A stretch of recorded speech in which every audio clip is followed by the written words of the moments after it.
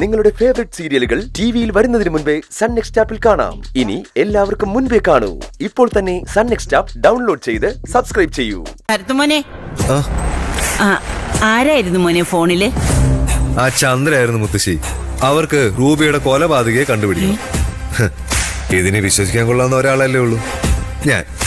അതുകൊണ്ട് എന്റെ സഹായം തേടി. അതെ, അവളോട് അടുക്കാതിരിക്കുന്ന മോനെ നല്ലത്. ഒക്കെ ഭയങ്കര പ്രാന്ത. അതിനാരടുക്കാൻ പോകുന്നു മുത്തശ്ശി? ഒരു സഹായം ചോദിച്ചു, കൊടുക്കാമെന്ന് ഞാൻ പറഞ്ഞു.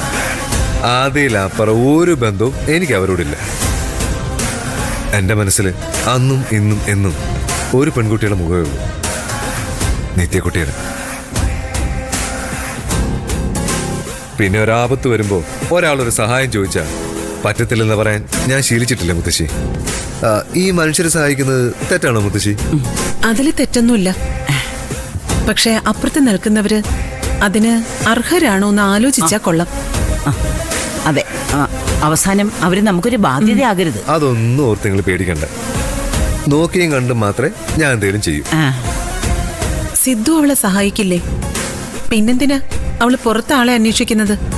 അവര് തമ്മിൽ വഴക്കല്ലമ്മേ, അവര് പിരിയാൻ നിൽക്കുവോ? ചന്ദ്ര സമ്മതിക്കാത്തതുകൊണ്ട് മാത്രമല്ലേ ഡിവോഴ്സ് നടക്കാത്തത്? ചന്ദ്രയെ ഒഴിവാക്കി ദേവിയെ കെട്ടാനായിരിക്കുവോ?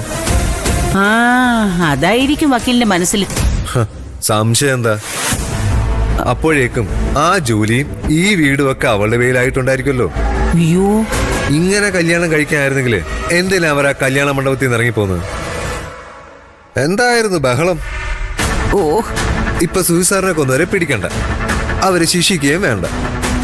ആ നിരഞ്ജനും അക്ഷരയും ഒരു പോറിന് പോലെയൊക്കെ നടക്കുവാന്ന് ഓർക്കണം. അതിന് വേറൊരു കാരണമുണ്ട്. അവരല്ല സുതിമോന്റെ മരണത്തിന് കാരണമെന്ന്.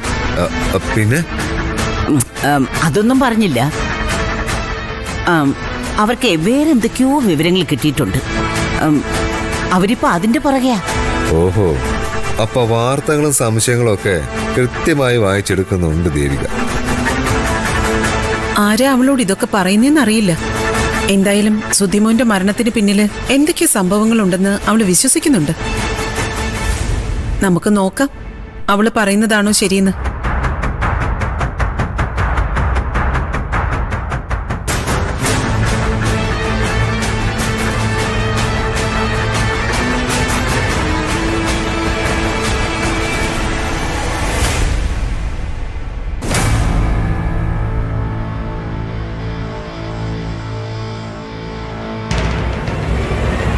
അല്ല, കുഞ്ഞളീൻ ഇവിടെ വന്നിരിക്കായിരുന്നു.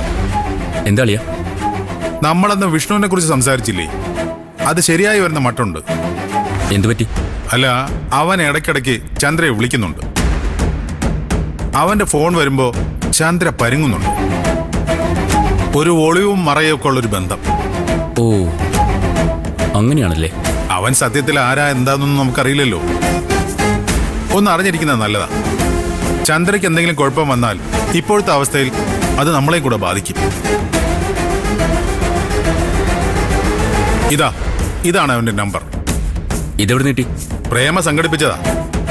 അവക്കും ഉണ്ട് ഇതേ സംശയം. ചിലപ്പോ കാശിന് വേണ്ടിയായിരിക്കും. അവനും ഇവക്ക് കടം കൊടുത്തു കാണും. എന്തായാലും ആ റിലേഷൻഷിപ്പ് എന്താണെന്ന് നമ്മളൊന്ന് അറിഞ്ഞിരിക്കുന്നത് നല്ലതാ. ഇനിയൊരു അബദ്ധം നമുക്ക് പറ്റരുത്. അളിയ, ആ നമ്പറും തന്നെ.